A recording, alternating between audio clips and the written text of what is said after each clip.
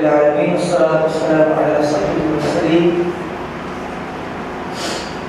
اما بعد فاعوذ باللہ من الشیطان الرجیم بسم اللہ الرحمن الرحیم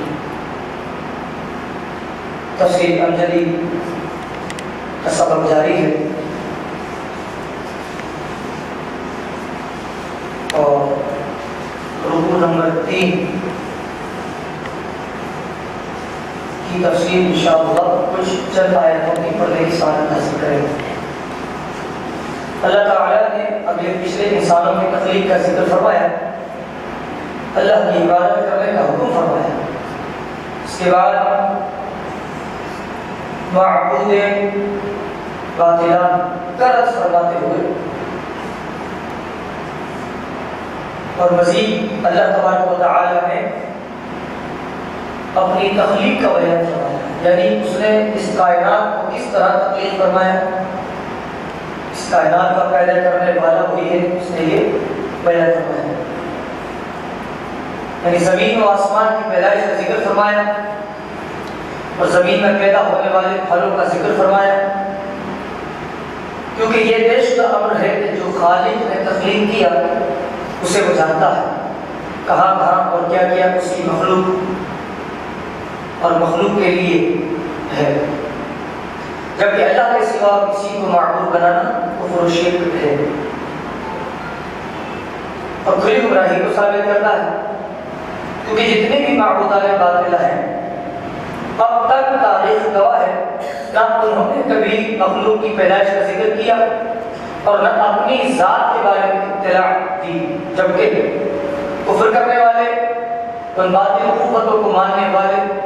خود اپنے باطل خداؤں کا دفاع کرتے نظر آتے ہیں، اور یہ کیوں نہ ہو، یہ سب ہے ہی باطل باطل باطل۔ اب ظاہر ہے کہ یہاں اللہ تبارک و تعالیٰ نے آسمان و زمین کی تخلیق کا بیان فرمایا، پھر پھلوں کا تذکرہ فرمایا۔ یہ دو باتیں اگر ہم اس پر تھوڑی سی نظر کریں اور غور و فکر کریں اور توجہ دیں اور زاویہ فکر و نظر سے اسے دیکھیں، زاویہ فکر و نظر سے اسے دیکھیں، اس دائرے میں یعنی وہ جو دائرہ ہے اس دائرے کے اندر سوائے فکر اور نظر کی کوئی تیسری شے داخل نہ ہو، شاید یہ ہماری سمجھ میں آ جائے۔ آسمان اور زمین کا پیدا کرنے والا اللہ تعالیٰ، یہ ہمارا عقیدہ ہے اور حقیقت بھی ہے۔ اگر کوئی کہے کہ یہ ثابت کیسے ہوتا ہے کہ آسمان اور زمین کو اللہ ہی نے پیدا کیا ہے، اچھا آخرت کے بارے میں قیامت میں مرنے کے بعد پتہ چل جائے گا ایک اور حق پہ تھا کر باتیں تھا، تو بات کی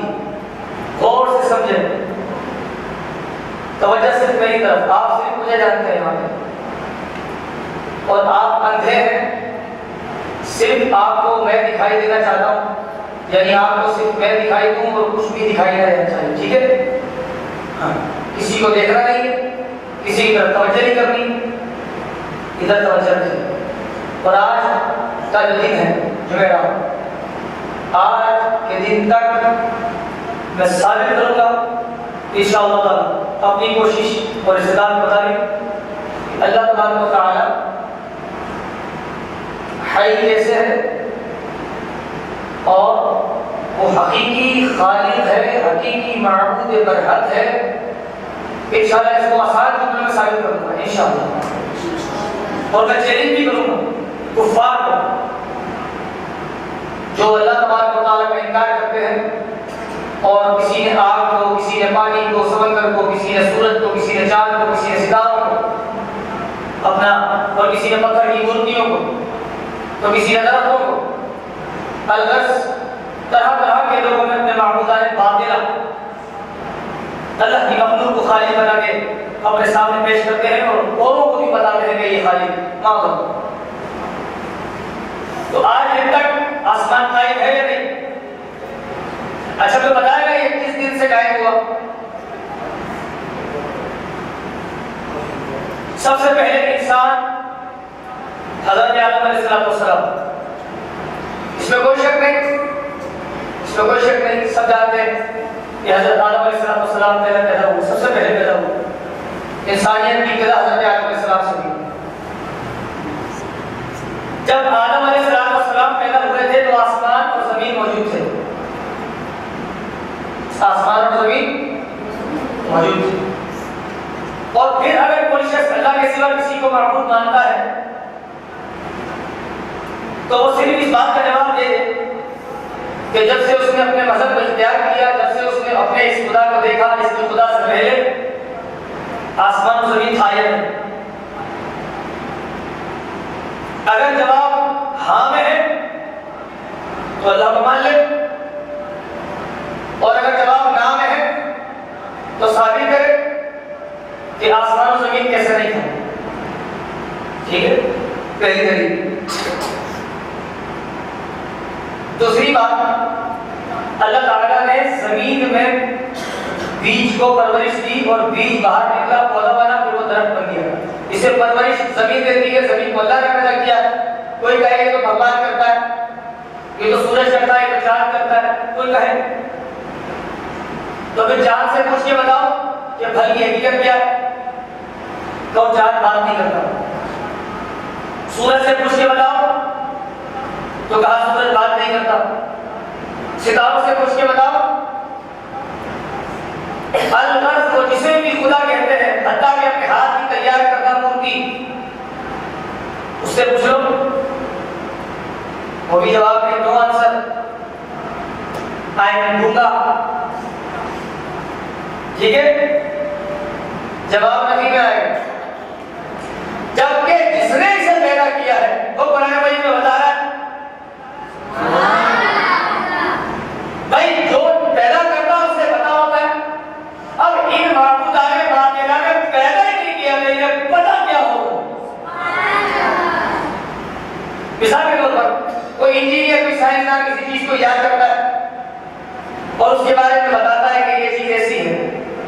اور پھر ہم کیسے کہتے ہیں کہ یہ اس نے بتایا جس نے اس کو یاد کیا ہے۔ ٹھیک ہے، اور اگر اس کے بارے میں کوئی بہت زیادہ جانچ پڑتال کر کے اس کا علم حاصل کر کے اسے سمجھ بھی ہے تو موجد کو یعنی ایجاد کرنے والے کو پیچھے نہیں کر سکتا۔ ایجاد کرنے والا ایجاد کرنے والا، ٹھیک ہے، تو اگر وہ کہے کہ میں اس چیز کا اس سے زیادہ جاننے والا ہوں تو موجد نہیں مانے گا، پھر وہ ایک ایسی بات کرے گا جس پر یہ عاجز ہو جائے گا، جس پر اس کی قدرت اور طاقت اور علم ختم ہو جائے گا، کیونکہ اس نے اس چیز کو ایجاد کیا ہے۔ سمجھ آئی بات؟ تو یہ مسئلہ بیان کر کے دس ختم کر دوں۔ اللہ تبارک و تعالیٰ نے آسمان و زمین کو پیدا کیا، پھلوں کو پیدا کر دیا۔ میں پوچھتا ہوں، سورج صبح جب طلوع ہوتا ہے تو مغرب میں غروب بھی ہو جاتا ہے، چاند رات کو دکھائی دیتا ہے، دن کو دکھائی نہیں دیتا، اسی طرح ستارے۔ اور اس درخت کی اگر کوئی پوجا کرتا ہے تو یہ درخت بعد میں پیدا ہوا، جب بڑا ہوا تو لوگوں نے اس کی پوجا کرنی شروع کر دی۔ ایسے بھی لوگ ہیں جو کہتے ہیں 20 سال پہلے یہاں درخت نہیں تھا، اب درخت ہے، اور اگر 20 سال پہلے وہاں درخت تھا اب نہیں ہے۔ اور یہ بات ذہن میں رکھیے، جو خالق ہوتا ہے اس کی طاقت سب سے زیادہ ہوتی ہے، جو معبود ہوتا ہے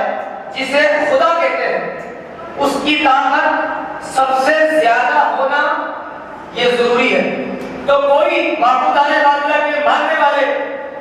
اللہ سے زیادہ طاقت کسی کی ثابت کر کے دکھائیں، کیونکہ ان کی طاقت ہے ختم ہو گئی،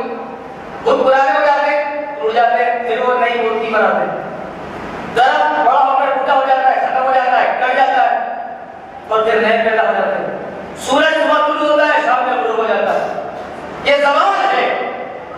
کائنات کی تخلیق کا زمان ہے، اور زمان صرف تخلیق کا ہوتا ہے، خالق پہ نہیں ہوتا۔ تو یہ زمان ثابت کرنا پڑے گا کہ اگر کسی نے اللہ کے زمان کو ثابت کر دیا تو پھر اس دلیل کو رکھ کر کے ہم دوسری دلیل پوچھیں گے، لیکن وہ زمان ثابت کر ہی نہیں سکتا کیونکہ وہ خود زوال ہے۔ تو زوال نہ زوال کو کیسے ثابت کرے گا کہ یہ زوال ہے؟ تو سورج کو زوال، چاند کو زوال، چاند دن میں دکھائی دیتا نہیں، ستارے دن میں دکھائی دیتے نہیں، آگ بجھ جاتی ہے، پانی سوکھ جاتا ہے۔ بہت سی جگہ ایسی ہے جہاں پہلے نہریں تھی اب نہیں، بہت سی جگہ تھی جہاں پر پہلے سمندر تھا اب نہیں، بہت سی جگہ ایسی ہے جہاں درخت تھے اب نہیں، اور بہت سی جگہ ایسی ہے جہاں درخت نہیں تھے اب ہے، پتھر تھا نہیں ہے، ریزہ ریزہ ہو جاتا ہے۔